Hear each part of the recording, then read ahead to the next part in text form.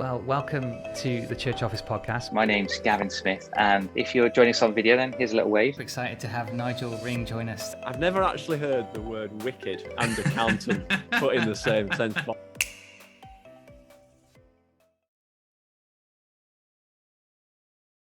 How do you sustain a long service in Christian ministry? I mean, you have, and others have. I think this is coming from somebody who's been involved in ministry for 20 plus years. So what are some of your encouragements or, non-negotiables, I guess, of what you've put in place to help you serve in a long capacity? Good question. Interesting question. I think first, let's just unpack a little bit about what involvement in Christian ministry means. Because I think there are those, and I would certainly count myself amongst them, who felt a real call from God. I mean, in my case, from the age of 9, believe it or not, that I knew I was called. There are others, and some of the people who worked with me, where it was a job. And there's nothing wrong with that. But it is quite helpful to tease those two apart, I think. I get to assume in making the answer that we're more talking about someone with a sense of calling, probably, than someone who's there for the job. I think someone with a sense of calling, I would say the first point is know you're called, know why you know you're called, and constantly remind yourself, was it that God spoke through a sermon? Was it through a scripture? Was it through someone saying something? A combination of usually several things that you think, I am where I am because God spoke.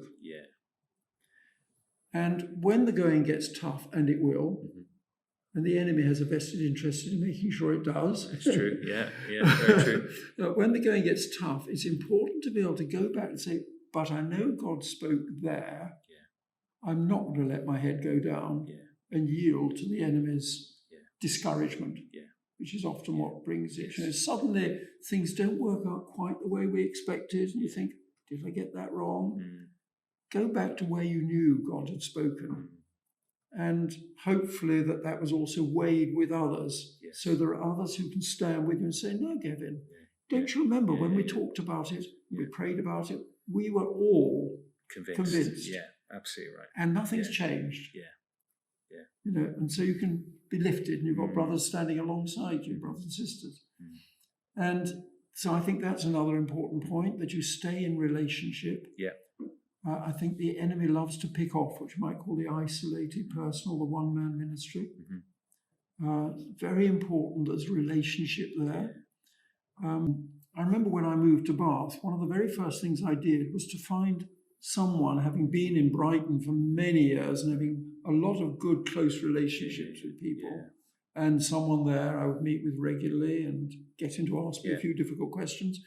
I wanted to find someone new in Bath, and I didn't know anyone, so I had coffee with one or two people and gradually got confident with one individual, particularly someone who was really a peer, my sort of age, and also had some life experience and some challenges that were quite similar to my own.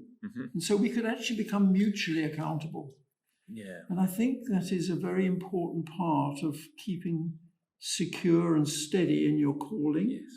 That when your head's inclined to go down, and for all of us it probably does at some stage, there's someone who can say, oh, please help me, I'm just kind of struggling a bit at the moment.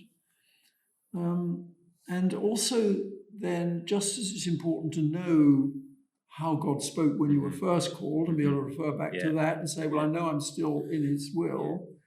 Also, if God is then moving you out of calling into some other area, he also needs to be very clearly heard, and you need to know it's happened and have a context where you can weigh it. A friend of mine in Bath, as it happens, but who leads a church, has been going through quite a tough time. And I was meant to be meeting with him recently for a coffee, and he contacted me and said, Nigel, do you mind not? I just feel really low today. Indeed, I'm actually asking God if I can leave, but at the moment he says no. And I thought, well done, that you are prepared not to just go with your own inclination and get out of it, but you're Yeah. saying God is now the time, Yeah. and you're still prepared to hear from Yeah. God. Yeah. And so obviously I'm going to help him and support Yeah. him, as are others, Yeah. to Yeah. go through this difficult period.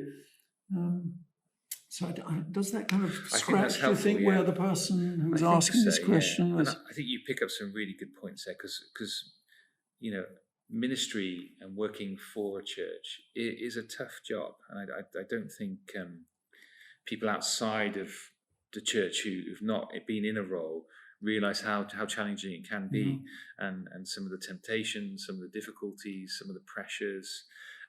So I think that's the first thing to recognize. It's not an easy thing. This is a tough thing. So to have, the fact that you might have been serving 10, 20 years is recognize that wonderful grace of God to you that's got you to where you are. And I love the point where you reference back to that calling. I think that's so important. But for me, the real take-home point here is friendship. Yes. How do I find real, genuine friendship that can support me in this role as I journey through this thing? And there might be friends who say, do you know what, the season's coming to an end. Have are you asking those questions? Because sometimes those friends prompt me to think about things. Are you still doing this? Have you still got a heart for this? You don't seem as joyful as you were previously. What's going on? How are you feeling? How's it going? That those kind of real friendship questions make a difference, and in trusting people and setting those up, I think seems like a real key to that long service. And I think part of that friendship, Gavin, also is people who you can be totally transparent with, knowing it will not go anywhere else. And they pray for you. Peter Wagner, many years ago, wrote a book called Prayer Shield. And I've often encouraged people in ministry, whatever level of ministry, to make sure you've got 2 or 3 friends who you can say, I'm going through a tough time, or I'm just going to a difficult meeting or something or other. Will you pray for me? And that prayer shield, that prayer protection, that prayer covering is very important.